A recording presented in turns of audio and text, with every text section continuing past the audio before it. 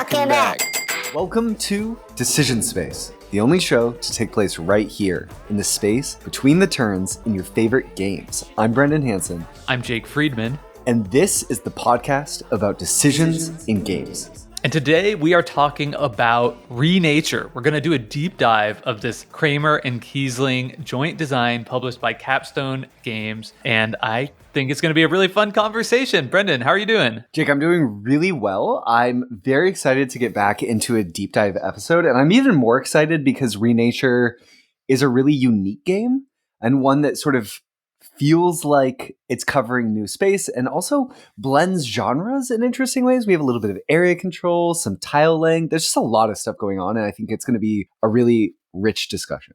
It's such a weird game, and I'm really excited to talk about what makes it weird and what makes it great.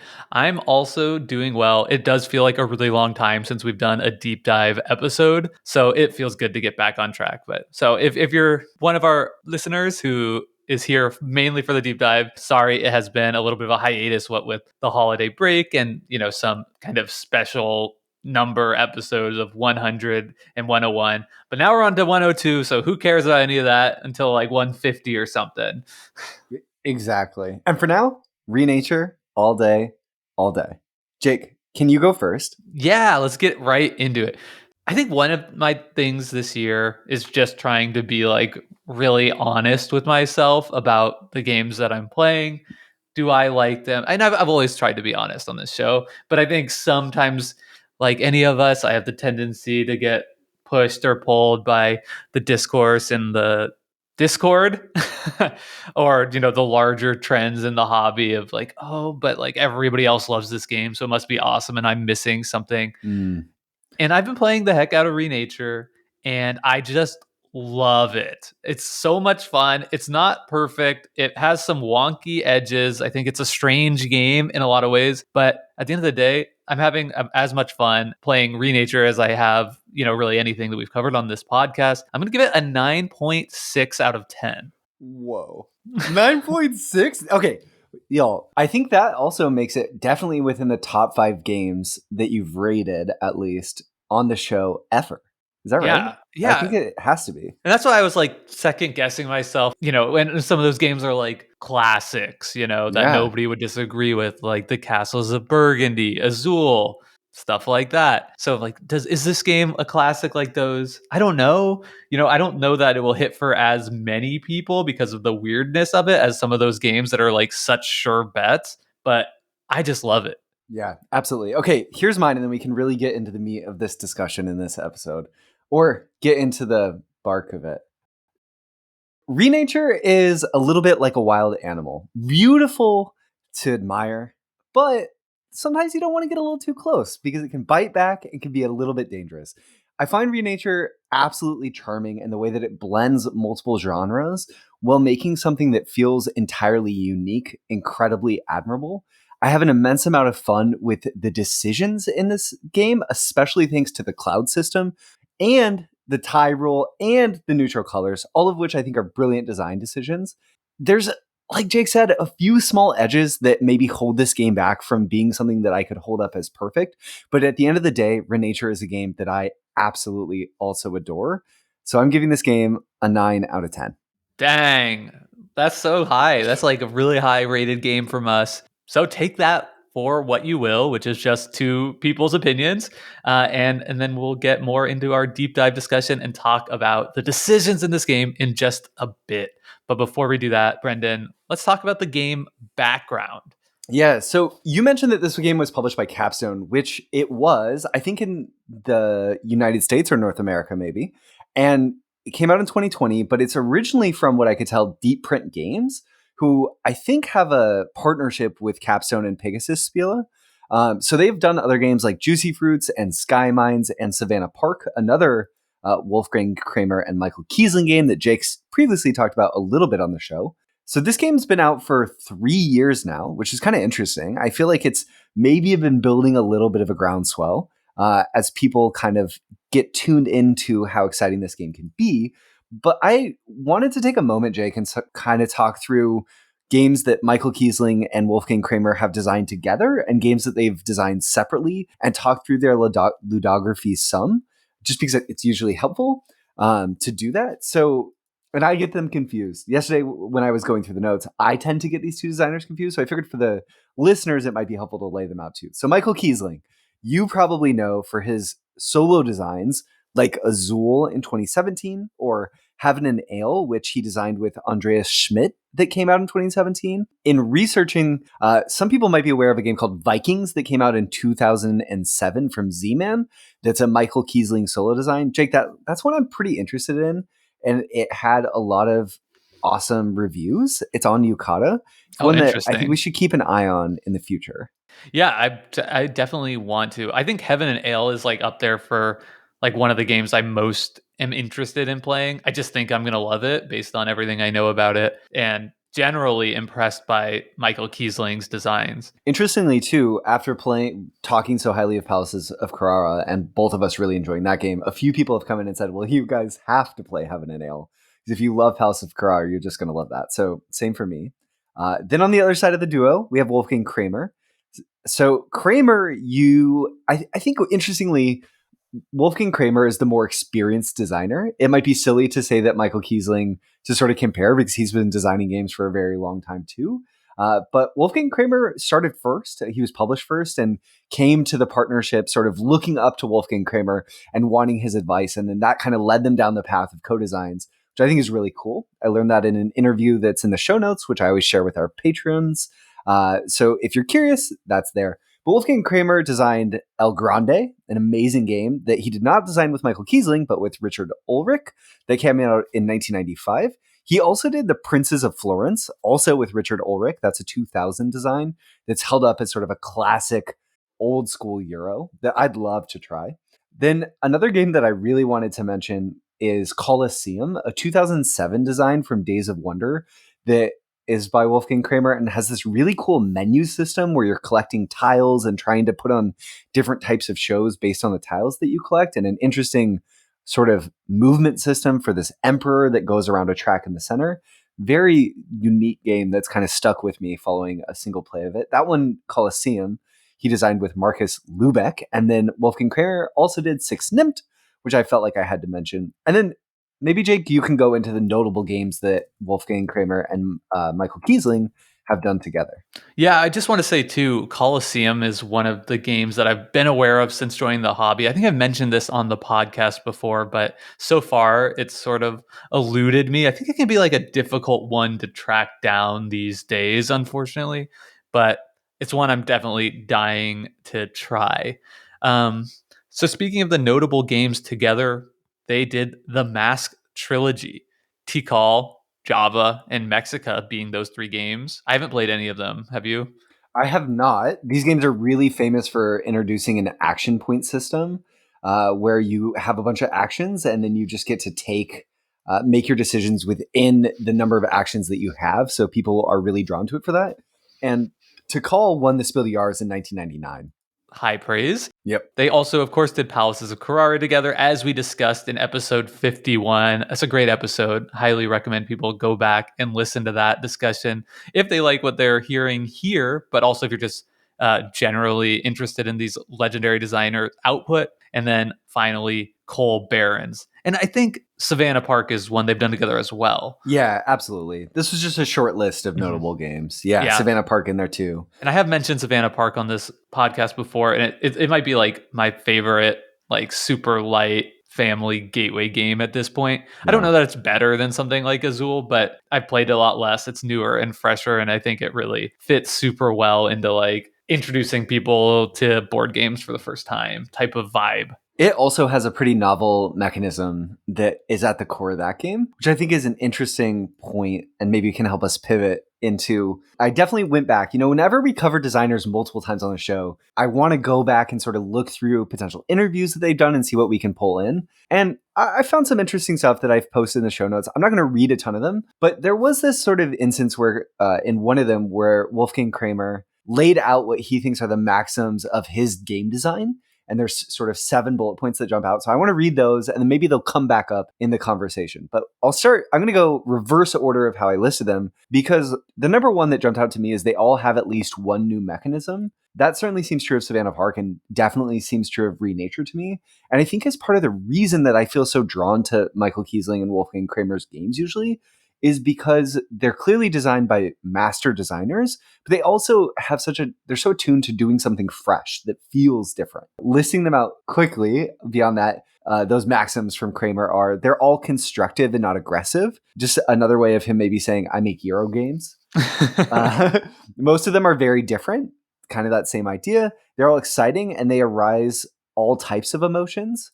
That's absolutely true of Renature. There's some high highs and some low lows as Jake stabs the knife deep into your back. He says they're all unit, which I think is mostly a translation of sort of like a harmonious feel. This idea that the theme, the illustrations, the game systems, the mechanisms are harmonious with one another. They all have their own atmosphere and own charisma, and they're all developed and tested carefully. That's like classic design stuff, less interesting. Some of those feel pretty standard, right? Yeah. They're different games, great.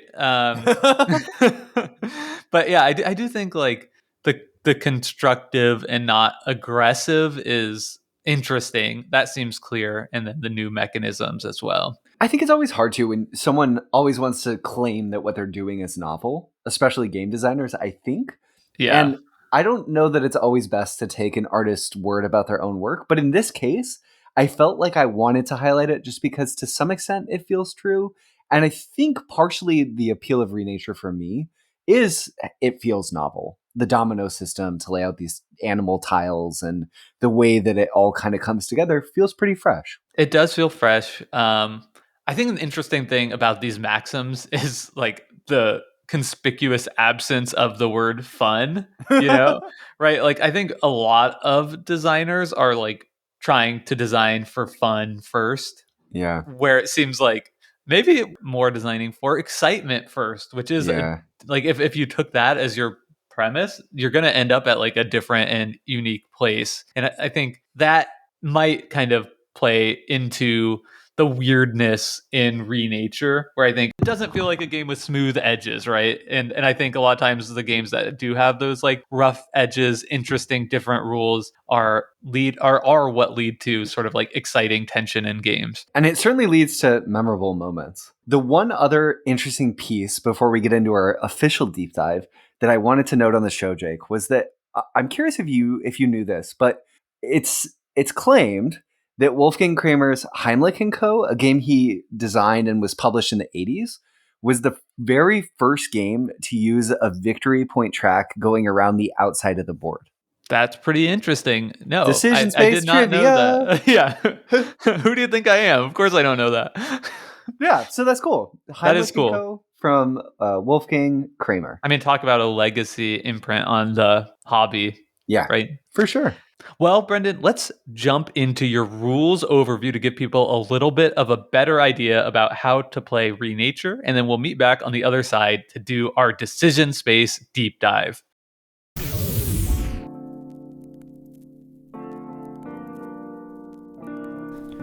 Renature is a tile-laying area majority game in which players jockey for control of areas by playing a limited set of plant tokens adjacent to a domino that they play at the start of their turn. The primary components in Renature are a shared board that depicts stream spaces where dominoes are placed and ground areas where players plant their plant tokens and jockey for those area majorities. Plant tokens come in 2 colors for each player, a personal player color and a neutral color. Animal domino tiles depict 2 animals on each type from a pool of 10 potential animals in the spaces that would normally show pips on a regular domino. For example, one domino might show a butterfly and a badger, while another might show a frog and a squirrel, and yet another might show 2 woodpeckers. The board in Renature is set up such that players begin at the headwaters at the top of the board and slowly play downwards towards the bottom, where the planting spaces and scoring opportunities from area of majorities are far greater. Each turn, players select one of the 3 dominoes from their hand and play it to the board adjacent to an already placed domino where it matches any adjacent dominoes. One animal type is also considered wild. These animals can be placed next to any dominoes. Players have some control over what type of animal is wild at any given time in the game, but more on that later. After placing the domino at the start of their turn, they may also place a plant adjacent to their domino in one of the open ground spaces around their domino if there is an open ground space. If they do, that player will score points for each plant already in that space of equal or lesser value. Plants range in value from 1 to 4, with 1 value plants, turf, grass, being the most common, and 4 value plants, oaks, being quite rare. After scoring points for placing plants, players check if one of the adjacent ground spaces has been totally crossed off, such that no more dominoes could be played around it. If so, the player who placed the final domino scores a few points based on the token in that area, and then an area majority check occurs for that space. Then the player with the most value plants in that area gets points equal to the higher value depicted on the token that started in it. However, there's a very important point, which is that in Renature, there's a tiebreaker rule that says that any tied colors in terms of plant value are treated as not being present, and neutral colors are included in these checks. This leads to situations where one player might have 5 value of plants in an area, and another player might have a 1 value grass token, and then there might also be a neutral color in that area that has 5 value of plants. So if that area was scored, because of the tiebreaker rules, the player with a single value token would be treated as being in first place with the neutral color player and the player with 5 value, if both those add up to 5, getting nothing because they're tied, so they're treated as not being present. Play continues until all dominoes have been played or discarded, and this will mostly fill the board and allow players room to compete for the 17 different ground areas depicted on the board. Players begin each game with 6 cloud tokens, and players may use these tokens to change the wild animal type, retrieve a plant in their own color or neutral color from anywhere on the board, or to take another turn immediately. Most of these actions cost 2 or 3 tokens, so these highly impactful turns need to be well timed for maximal impact. Once all the dominoes have been placed, any areas still not completely locked off by dominoes are scored for majorities. Then players lose 1 point for each value of plant they have remaining unplayed on their personal board. They gain 1 point for each unspent cloud token they have, and they add the value of any sun tokens they received for closing off areas, at which point the player with the most points is crowned the victor.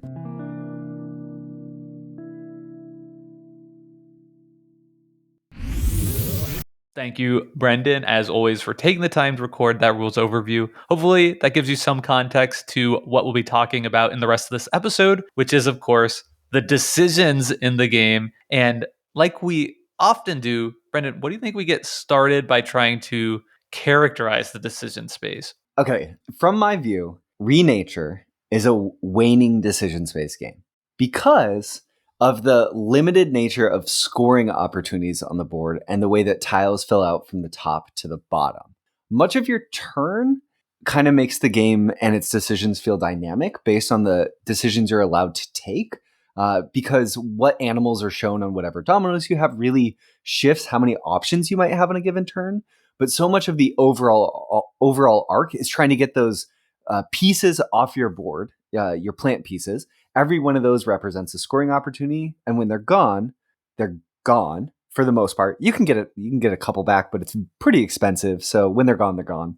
And then you're also carefully managing your cloud tokens, which when they're gone, they're gone. And then also the other thing that makes it feel waning is every area that you can score, those sort of dirt areas within the board, when they're filled up, when they're completely surrounded or locked off from having added tiles come around them, depending on the shape, that opportunity is gone too. So there's this real sense of tension around and timing around the decision space and where you can play to that really locks down.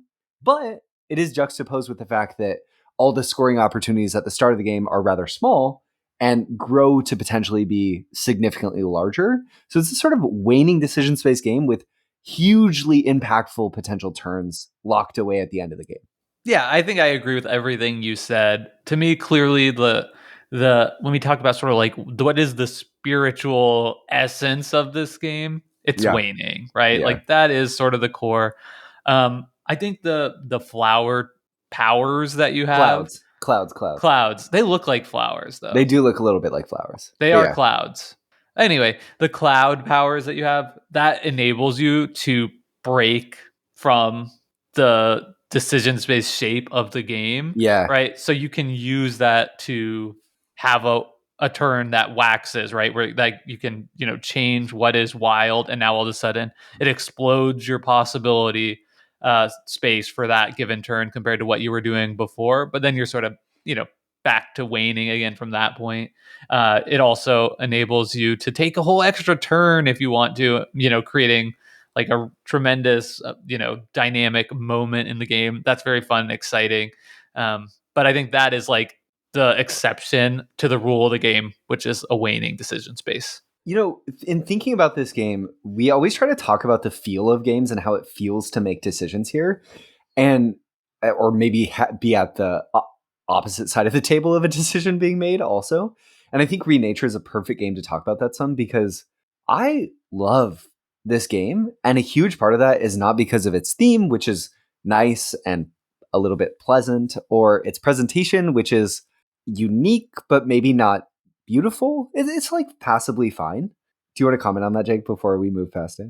I think on the table this game looks really good. Yeah. I think it's like an aesthetic that sort of appeals to me. There's sort of like a nice little flower point tracker going around the outside. You got wooden, big chunky wooden dominoes and pieces. So I think it's an impressive on the table. And it's also like shockingly large Yeah. too. I always think about like the I think it was the shut up and sit down comment that like the best game boards are the ones that are either like a little too small or a little too big. Yep. And this one feels a little too big because it really is a nice two-player game experience that you can sort of play in 40 minutes or something. But then you are like sitting over this like massive table that like board that takes up like your whole table, and it kind of like gives it just like a fun vibe. Totally. I think that this game looks really novel. When I Mhm. see this game, it's sort of like, oh, all these pieces are coming together in a really different way, and I want to know what that game is and how it plays. But I will say, Maya coming at the game, my wife, who I talk about frequently on the show, when I showed her this game, she was like, that's ugly. And I think that part of that is this interesting mix of colors. You have these like yellow player pieces and bright blue player pieces mixed with these natural domino tiles. I think it's a nice looking game. Yeah. But I don't know that it's beautiful, but it's enticing. It's cool. Welcome to the future of color accessibility in Yeah, board games where yeah. you're always going to have white, black, blue, and orange or Yeah, whatever. totally. I think that we were talking about the feel of the decision space. We got a little waylaid. One thing I love about this game is the list of things that I feel in this when I play this game is really broad. You feel smart, you feel creative, you feel dumb, you feel anxious, you feel excited, you feel empowered. You can feel really weak and sort of put down by your opponents. There's this huge sorry, go for it, Jake. I was going to say disempowered a lot of the Disempowered time, too. Drew. Like, Yeah. I just don't have the tiles I need in my hand, Yeah. right? These Yep. domino animals, like, I can do nothing with them. I think a huge part of that too is just that you have a lot of agency in this game. You mentioned the cloud system, which I think we're going to dedicate a whole section of the podcast to talking about because it's so important to this game. That does a huge amount of work in sort of making you feel empowered and giving you really rich tools to engage with the game.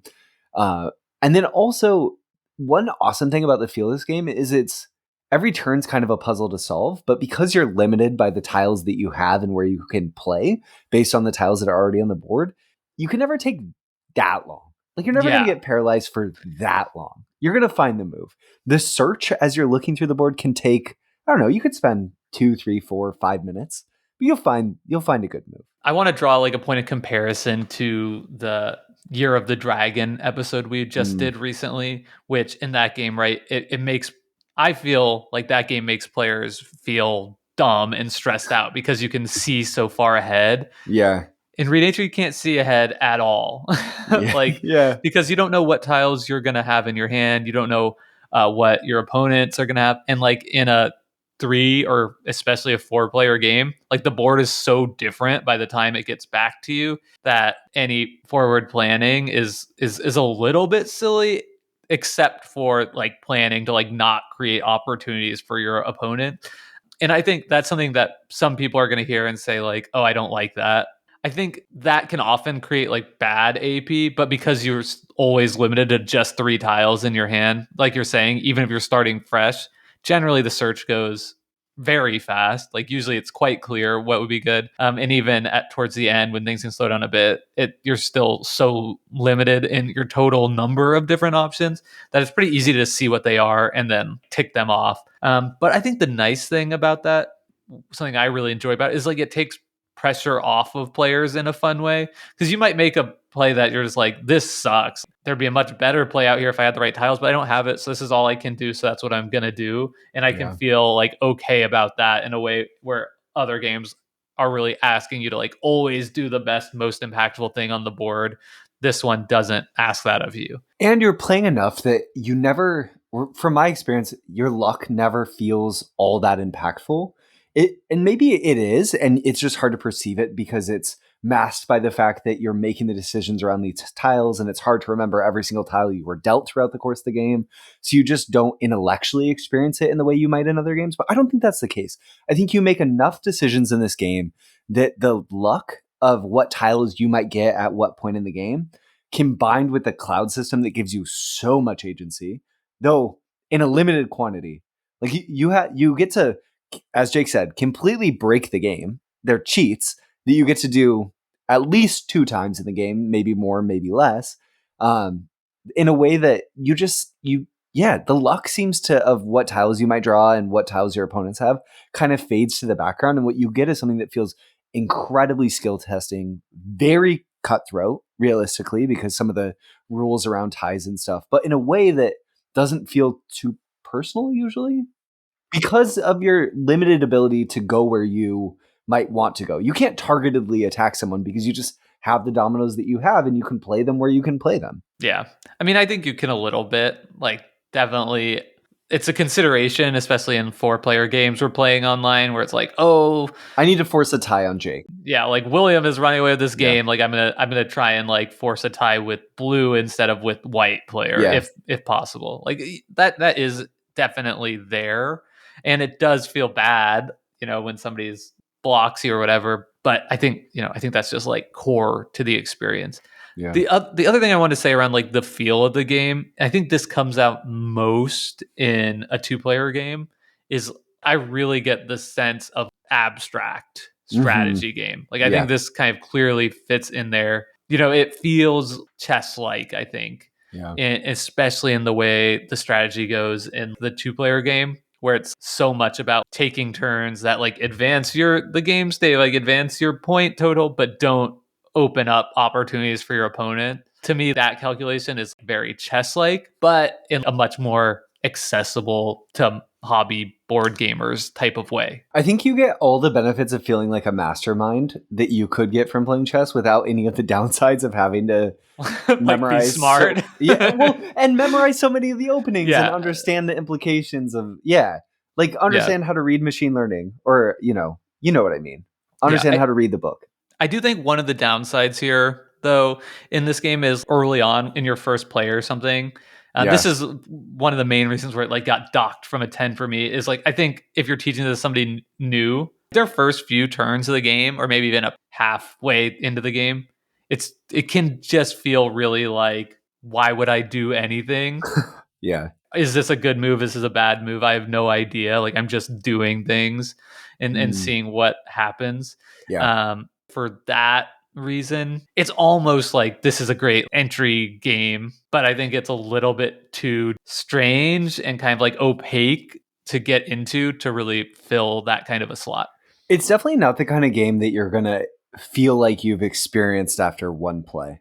To really get to the heart of the decisions, this is a game that is going to open up on the 3rd or 4th or 5th play for you, because it's so much of the resource management and the flow of how tiles move throughout this board really does impact your decisions and your ability to make calculated risks or to make conservative moves. You have to understand what might happen in the future. And I think, to the game's credit, one of the things that I thought I would dislike about this game, Jake, is the static board. So this game, the board is just always the same. It's not variably seeded with much. I guess potentially the amount of points on the back of some of the tiles in the areas that you're trying to gain majorities on, which doesn't impact your decisions because it's just hidden variable point scoring. But the more you play based on how the tiles come out, and because the tiles so much impact what you can do, every play really does feel differently. You don't have this situation of, oh, every game you need to rush towards the bottom really large area that scores 13 points for the person who controls it and try to control it. The games don't feel rote because the way that the tiles come out so much drive the decisions that you can make. It always feels variable. So the static board really works for me. And it works for me too. I think there's something definitely to be said. It's great that we have all this variability in this game, but like you're the designer, like curate the best experience for me. That's how Yeah. I feel a lot at restaurants or whatever, when restaurants give me like too many options. Like, how do you want that? Like, what do you want as the side? Like, blah, blah. It's like, you know what? Just like give me what's the Give me best the way to best. have it. Yeah. You're the expert. Actually, I feel the same way when I go to get a haircut and they ask me questions about like how I want my hairstyle. Like, I'm paying you, okay? Give me a nice look. Yeah, Yeah. totally.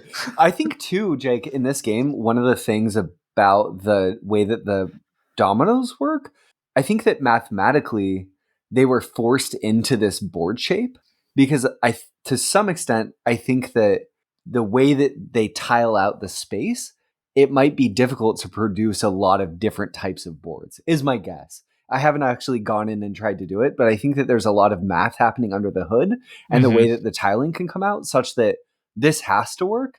And I think that's part of the reason why then in the design, if you play it 2 players, you play on this board. If you play it 3 players, you play on this board. And you play it 4, you play on this board. That's what works for the dominoes.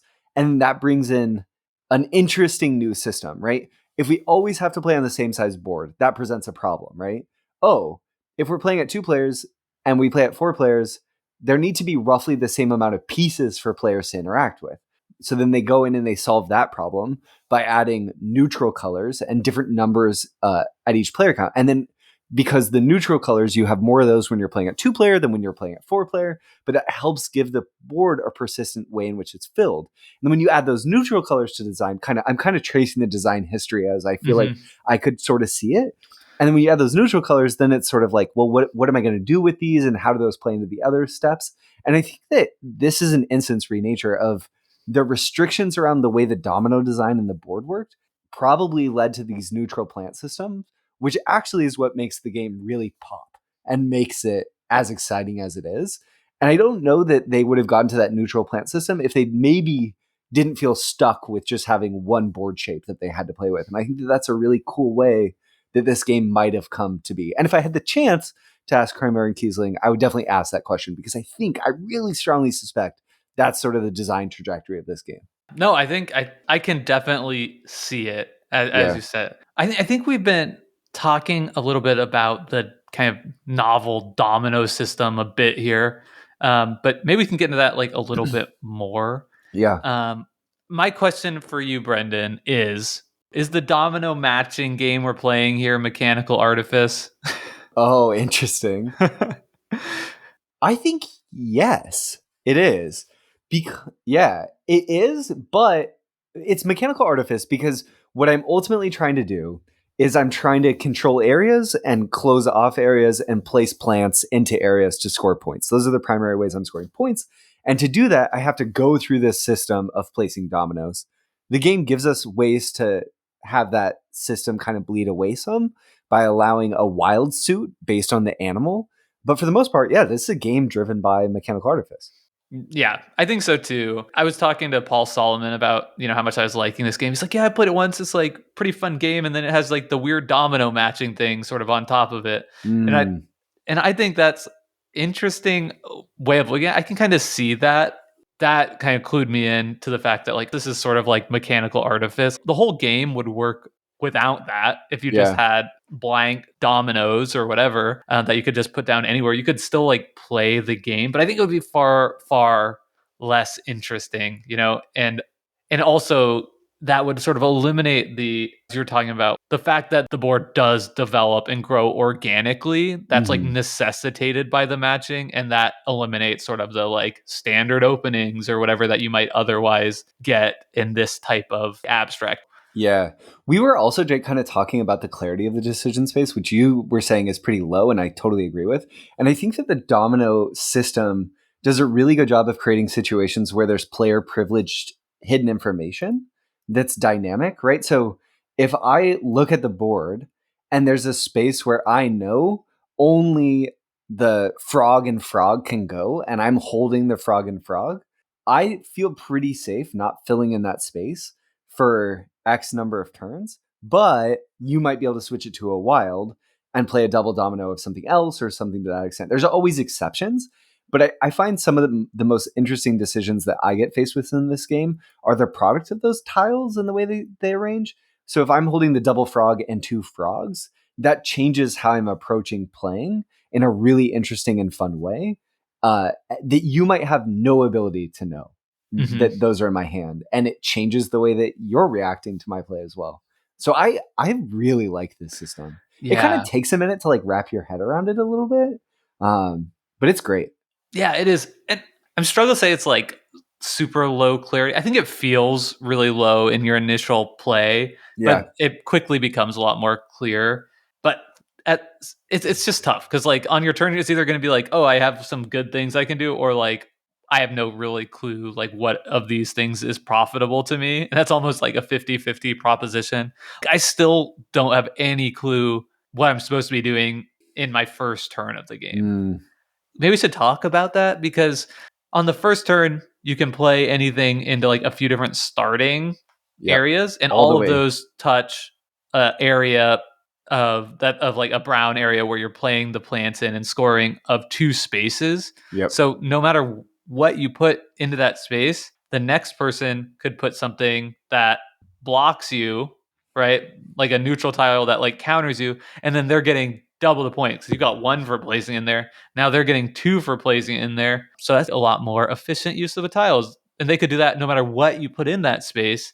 So should you put anything at all, but not putting anything at all is really going to limit your options later in the game because you have exactly two more tiles than you have plants to place, and all the plants that you don't place are negative points at the end of the game. So that means there's only two turns in the game that you can not place a plant Yep. and not take negatives at the end. But it's actually less than that if you take the very powerful action of pulling back a plant. So it feels like I should play something in the first turn, but then every time I do, it seems bad. Totally. No, I suffer from this as well. And then the next level heuristic is, oh, maybe I should just play a neutral color here, like a neutral one. But then you've used one of your neutral color tiles to just score 1 point for placing it down, not committing to winning that space unless you get to go again, play on it, and maybe play the two. But then maybe you've hurt yourself. I Yeah. think that there's a lot of quandaries in this game. I think that speaks to like why it's sometimes the decision space is really not clear at all. But then other times, oh, I can complete this space and put something in there that gives me the majority. Yeah. It's almost all or nothing. It's either like a slam dunk, a jackpot, or it's what I don't understand. And one thing that sort of saves the game, I think, is, and it's so brilliant about it, is the fact that those early decisions where you are so much less sure of the potential outcome happen at the beginning of the game. And they're the least impactful. And at the end of the game, when there's even more points to be had, there's a lot more clarity around what your opponents might do because a lot more of the tiles are out on the board and you can see what plants your opponents have played or not. And I just think that that's a great way of leaving players with a strong impression and making them feel like they had agency in the experience. And ultimately, those early spots can be impactful, but usually 1 or 2 points isn't going to swing the game too much. Mhm. Yeah. Yeah, it's an interesting problem where you'd rather have your first turn be pass. Yeah. I don't want to be the first person to go. Yeah. Yeah. Never. Do you think we covered the domino system, Jake? Or do you have any closing thoughts? I think we really did cover it pretty exhaustively. I think the key takeaway with it is it's basically the only restriction in the game. Yeah. Everything else is pushing against that restriction. You can put any plant down you want for free, into any space you put it. So this is the main thing that's like restricting you. And it does feel at times oppressive, but then that kind of makes it fun to find ways that you break out and like defy that. Haha, game, you can't stop me from doing what I want to do. The only thing I'll say is I do really love, on closing with the domino system, is that I do really love that you have a hand of 3 tiles. And there's little hints of Carcassonne in this game for me. Part of that comes with the search of looking through the board and just seeing where I can go. Part of that comes from the search of looking where I can go and finding the best move.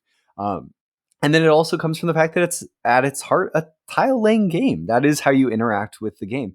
But I love that you have three dominoes to choose from, because you can manage that hand some.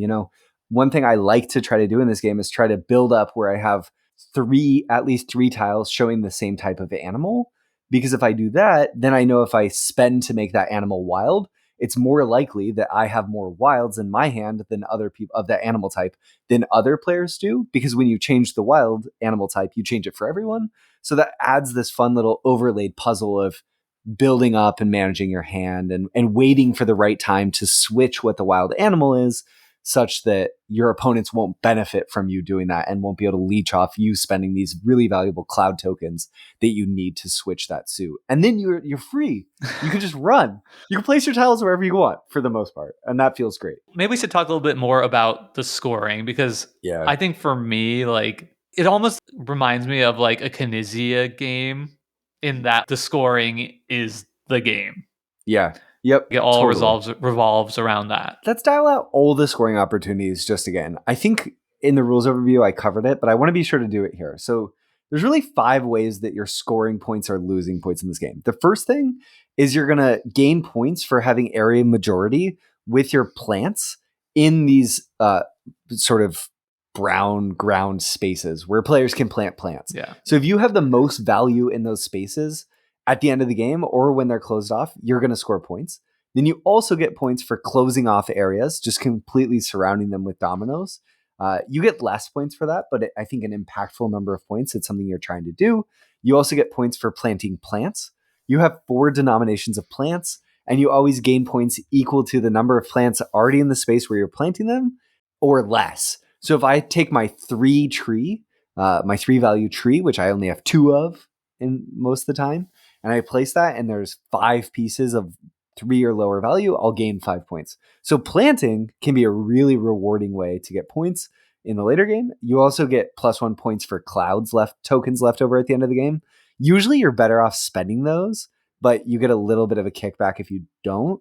And then you also lose points equal to the value of plants left on your board. So if you have the biggest tree in the game, the 4 tree, and that's left on your board, you lose 4 points for that. So it's really Kramer and Kiesling saying, play your pieces, interact with the game. Yeah, but that can hurt you. That's an interesting one, because like it's not really something that you can mess up if you're like in playing, right? As long as you're like aware of that. So, but it is interesting that they felt the need to add that. That feels like something that was a result of testing or something too. Like, I wonder if one of the optimal moves with the cloud system, because you can pick up pieces from anywhere on the board. So you can spend clouds equal to the value of a token type of a plant and pull it off the board. And I wonder, Jake, if this rule wasn't in place, if an optimal move might be to wait until really late in the game and then pull up the neutral 4 or neutral 3 trees to really create a swing. Prevent you from losing a bunch of points. So it's a way to balance that out, because if it's sitting on my board at the end of the game, I lose 4 points. Yeah.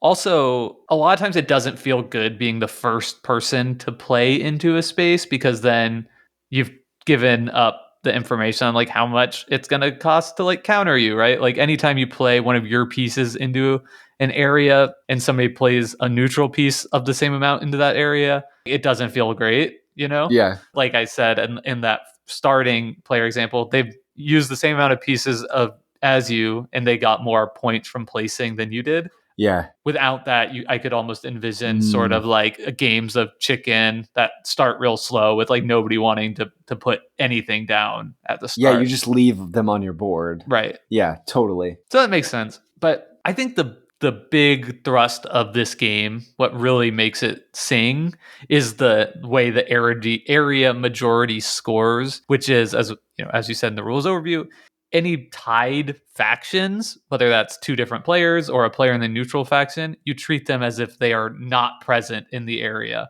which means that if there's a third person with one measly grass in there, they get not just the first place points, but the first place and the second place points. And that is so tremendously impactful in scoring that it changes the game into a game of manipulating that so that you can create those situations for yourself above all else. This is the rule that makes it such that when people say, oh, Renature, that's a mean game, this is why.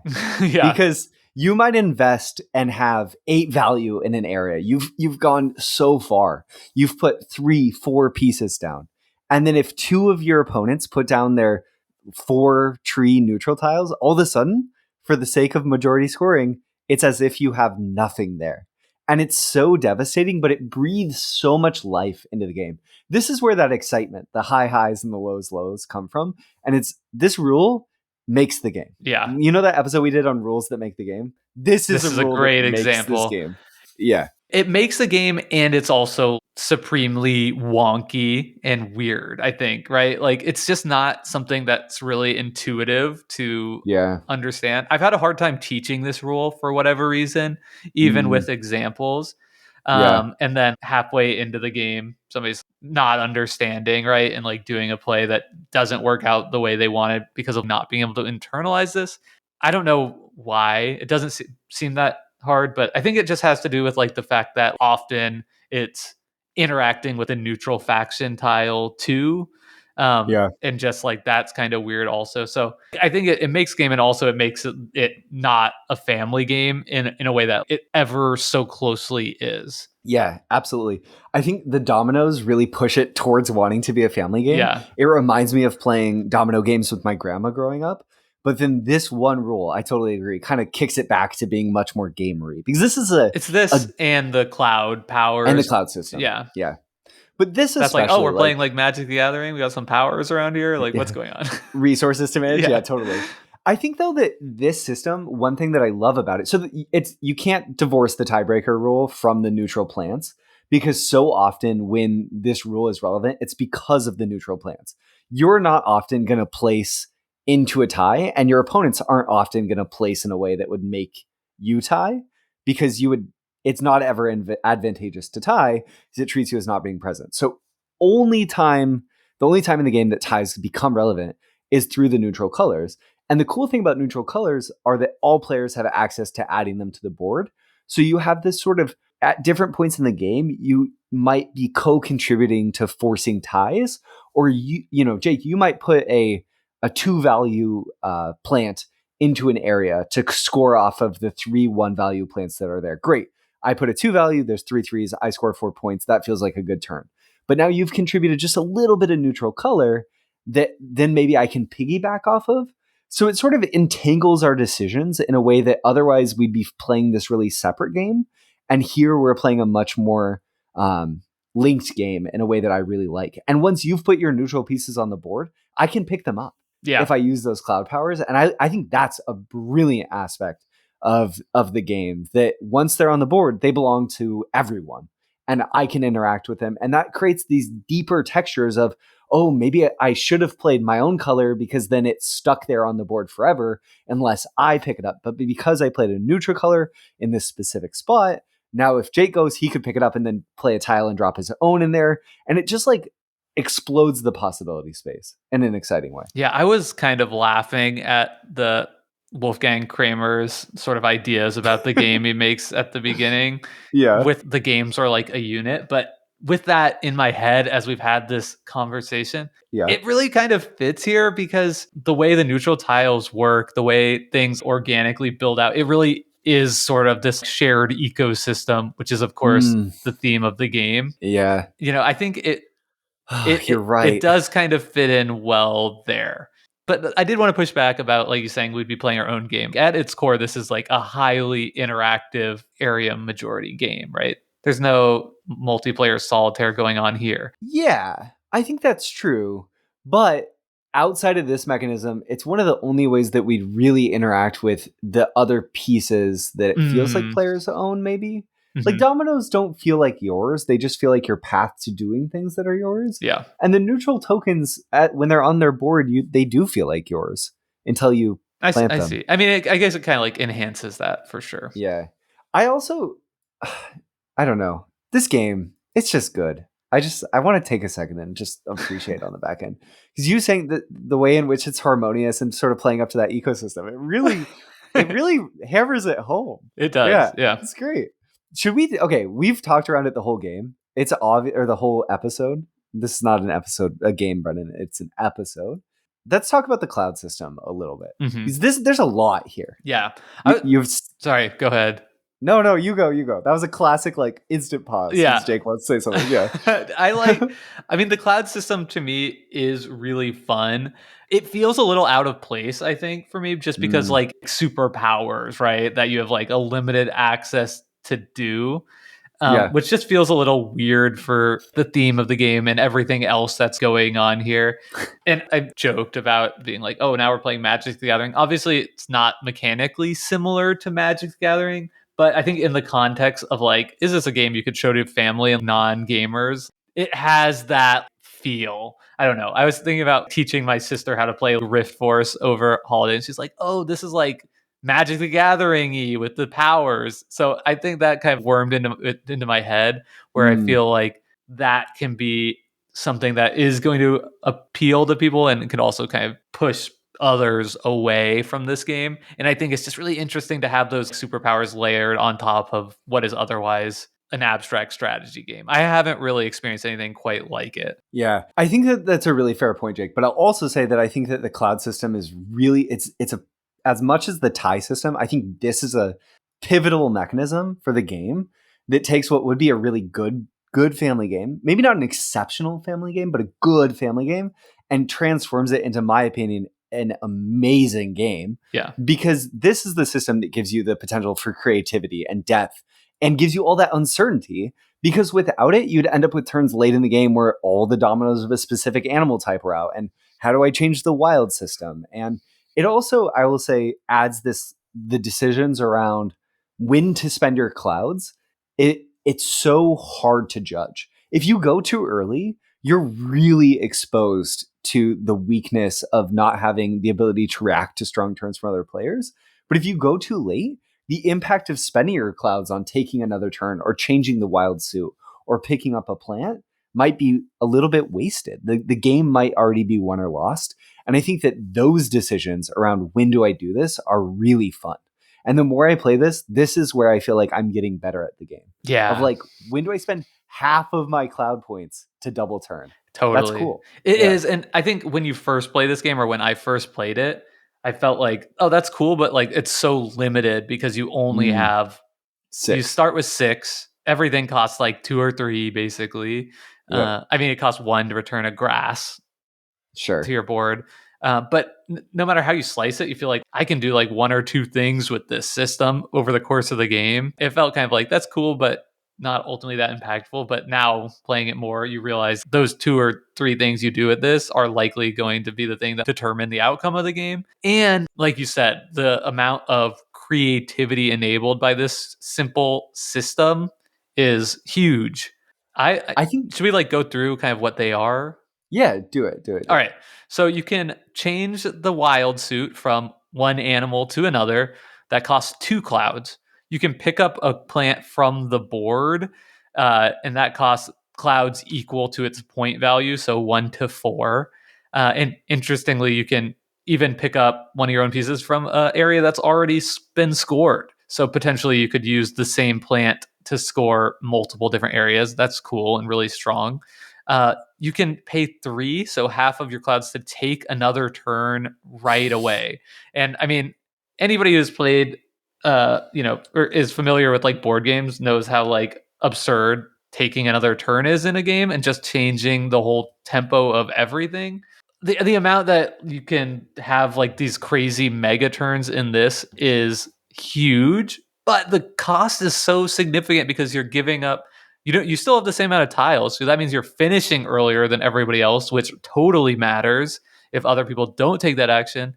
And you're giving up your opportunity to like pick up and replay another one of your trees, which is huge. I think, okay, I have 3 things. I'm going to go so quickly through them. One, your Magic the Gathering points just kind of click for me because one, oh, I can time walk here and I can Right. control magic. Exactly. Great. Yeah. Also, two, the fact that why I like this system so much is I think without this system, the game falls into the abyss of analysis paralysis. But because players have so much agency, including taking another turn, good luck puzzling out what I might do on my turn, Jake, because I might get to not just take one turn, but take another. It just all of a sudden makes it like, it pushes it to the point of I care what Jake might do, but I can't make my decision based solely on what he might do because you have so much ability to do so much that I just can't consider it all. And then Yeah. my third point is you should never have 3 points when you're trying to make a point on a podcast. So always forget the third. That's a great point. Going back to your second point, however, where it's like you want to think ahead, that is the whole game though. I think, Yeah. right? Like you get points for closing off areas. So if possible, if we're playing a 2-player game, I never want to leave you one tile away from closing off an area, especially if then you could close off the area and play into it and play into a different space. That's just Yeah. getting too much done with one action. It reminds me of that box and dot game, right? That you play where you have a bunch of dots on your notebook paper in class and everybody can like draw one line. And if you close off a box, you get to draw another line. So it gets to a point where somebody just combos off and goes crazy. It's kind of like that, right? You never want to leave somebody the opportunity to complete a box on their turn if you can avoid it. But you can't really play this game and keep people away from being 2 tiles away from doing something big, totally. right? So that makes it fun.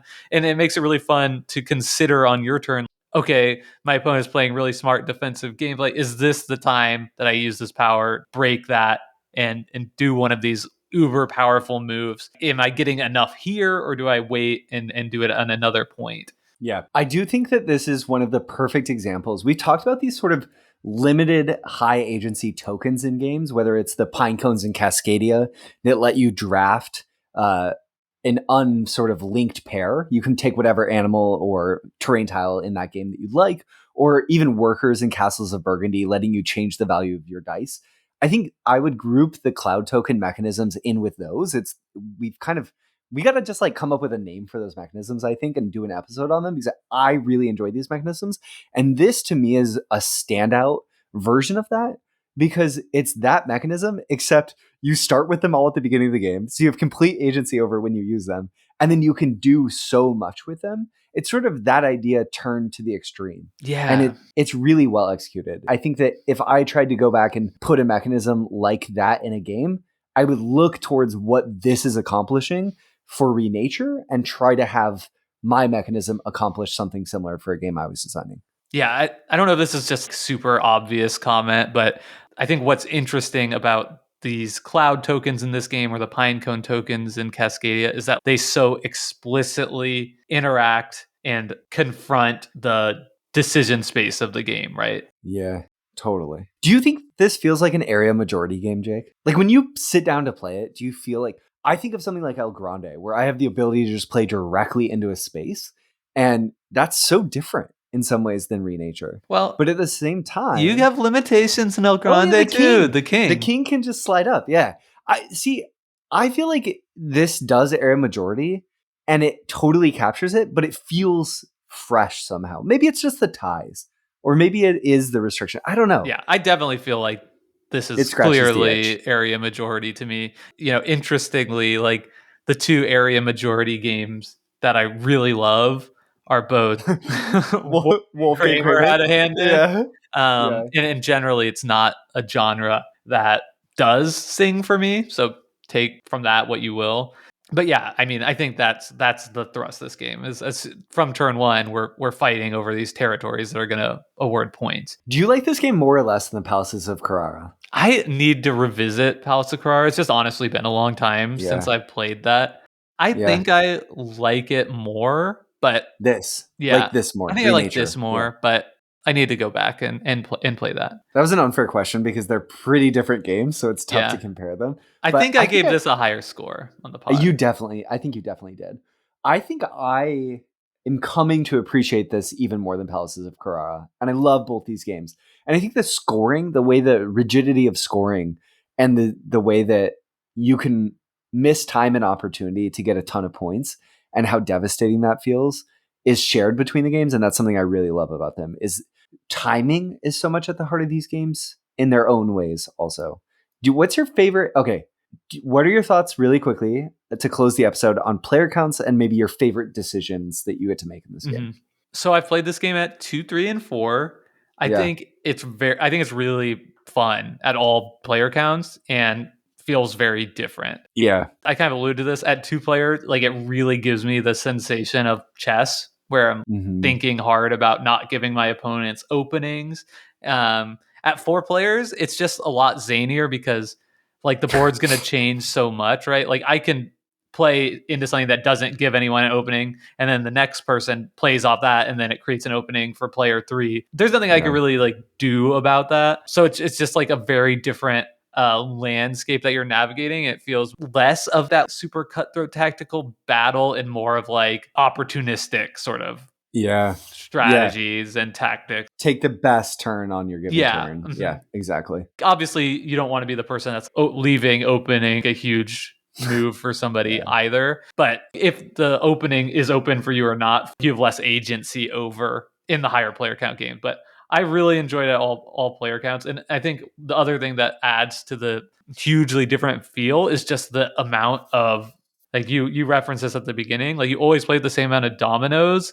And that means at a 2-player game, you're placing like, I think it's like 23 or something, or like 26. And that means you've got like 24 plants that go out on the board. And then at like a 4-player game, it's like 13. Yeah. Each move you do in that game is going to be a lot more important. And so it's just a very different feel. Yeah. I'll emphasize that I really like it at 2. I really like it at 3. And I like it at 4. No, I really like it at 4, but I like it more at 2 and 3. I think it's probably for me strongest at 2 and 3, but it's a great game at any player count. It feels a little, I like playing the dominoes. Yeah. So I miss playing the dominoes a little bit at 4. What's your favorite decision, Jake? Maybe I'll lead since give you time to think. So I think the double turns with the clouds are some of the most powerful turns, but for me, some of the most fun turns are where I use a turn to pull out a pull out a plant, place my tile down, and then place either the same plant of my own somewhere else to huge effect, or maybe I pull a neutral tile off that Jake had previously placed, put my domino down, and then slap one of my own tiles in the space. That sort of little combo just feels really fun. And it's dynamic, picking up pieces, moving them elsewhere on the board, laying down a domino to connect them. I'll also say some of the decisions around timing when you change the wild suit can be very fun, and timing it such that you can get the most value out of it, waiting for your opponent to change it and then changing it the turn after feels great. I think there's really fun decisions all over this game. I think the hand management is surprisingly fun. Like with the animals, having a double domino in your hand is kind of bad because you have less ability to put it out there. But then it has this like really, really powerful kind of naturally is balanced within the system, because if you change to the wild of that suit, it's the only tile on the board that can go anywhere. So I like to play the game of trying to save back at least one double-sided domino, but trying to get other ones out of my hand. So I think there's really fun decisions we made, even without looking at the board, like which of these tiles are more important, get out of your hand. And it's like, oh, we haven't seen very many snails, so like I should probably like keep this back. That probably is going to be something I'll be able to use later. That's in here too. And then I think just the other thing that's just fun to me is when I find like a sneaky way to close off a space. And it was really fun playing in person with 4 players, because when somebody like closes off a space and it's like, okay, the orange player gets 4 points, the white player gets 2 points, and the blue player, will just take this little token. Thank you for doing, I wasn't even a part of it. And yet like somehow I'm still sneaking in and getting a little bit of pointage out of it. I do love that you have the ability in the higher player count games like you were talking about to like incidentally interact, where otherwise you wouldn't have a reason to get in there and sort of mess stuff up, as it were. But because of you just get points for closing it off, sometimes you're like, oh, I'm not involved. I'll close it off. We'll score it. Bada bing, bada boom. And I'll be on my way. Yeah, exactly. Yeah. So I think that's just like kind of like a fun and a little bit humorous moment that comes up in this game. Yeah. Really great game. This is Renature by Wolfgang Kramer and Michael Kiesling. Yeah. My closing thought on this is I think it's become more and more clear over the past year that Cromer and Kiesling, or may I say like Cromer and or Kiesling, are two of my favorite designers. And just I've enjoyed almost all of their designs that I've played. El Grande, Savannah Park, Renature have all been huge hits for me. Azul as well. So Palaces of Carrara. Palace of Carrara 2. I've always said Steffenfeld is my favorite designer, and I still think that's probably the case, but these guys might be sneaking up into like number 2 as like a joint number 2. Says something also that it takes 2 co-designers, one of whom designed El Grande solo, to maybe even get close to Steffenfeld for you. That's pretty good. That's pretty good.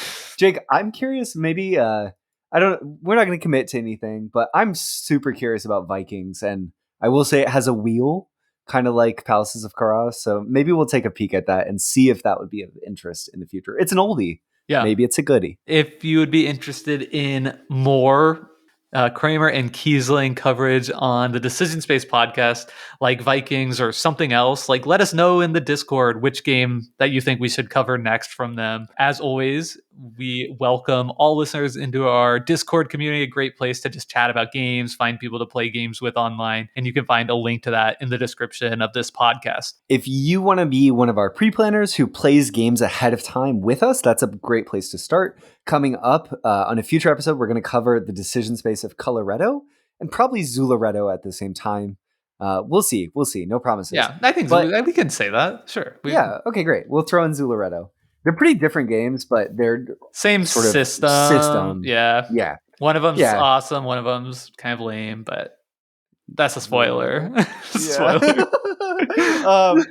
So that's been our episode for the day, but check out decisionspacepodcast.com for more. You can find all of our episodes there. Also, definitely Google Decision Space Podcast Board Game Geek if you want to find our blog there. We always love when people interact with our blog posts that we do for every episode, whether it's just to leave a comment to let us know you're listening, throw us a thumbs up, or chime in and let us know your thoughts on Renature. All of that would be greatly appreciated. And with that, we'll be back next week with another episode, this time a topical episode of sorts, and maybe one that will delve into lots of games. We'll see. All right. Well, thank you so much for listening, and take care and have a great week, everyone. Goodbye. Bye.